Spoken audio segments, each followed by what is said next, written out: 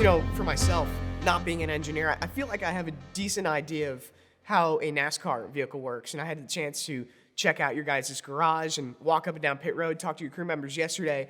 It was a completely different world. I was hearing phrases I've never heard before. Right. And it's almost like there's a language barrier between NASCAR and IndyCar. Did you deal with any of that? Just learning different phrases on how to say certain things versus others like you were doing in NASCAR? Without a doubt. And now when I talk to my NASCAR friends, I can see that I've largely converted to this world and the lingo in this world. So, but fortunately, racing is a small bubble, and people know what you're speaking about. But as I'm developing my relationship with Eric Cowden, who's my engineer here, which would be similar to the crew chief in NASCAR, we're spending a lot of time making sure that the language we're using, especially on the ovals. Now I'm in an oval and I kind of default back to my language and vocabulary from NASCAR, just making sure that he understands what I'm even saying and what part of the track I'm talking about. So it's been fun. Really started in Texas and then the early days here at the Speedway.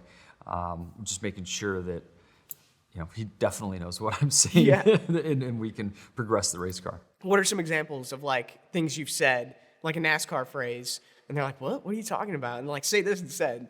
Do you have any? So the biggest one is I've always used the term landing. So as you approach a corner, the driver typically describes the way the car turns off the wall. There's usually a transition of the banking that the car drives over. And then when the car lands in the corner, there's a lot of different forces taking place, and the engineers can help you or hurt you in those areas depending on what you're describing. So I was talking about where the car was landing, and I could see the look on Cowden's face, like, landing? And then in my mind, I'm like, oh yeah, I'm used to driving this NASCAR that travels 4 inches, and this IndyCar maybe travels 4 millimeter. Yeah. So the landing thing, I'm not sure he's gonna get it, and we talked through it, and he goes, yeah, I kind of pieced it together that you meant max travel. Landing is max travel. I'm like, yes, that's exactly what I was talking about. Yeah. So, the vertical loads and where the car compresses the most. Yeah, you need a translator to sit in between, whenever you're having conversation. You mentioned the ovals racing here at Indy, Texas. Is that familiar territory? I know, NASCAR and IndyCar are obviously different, but does it give you a little sense of all right, this feels familiar? It does, much more than anything I've experienced so far.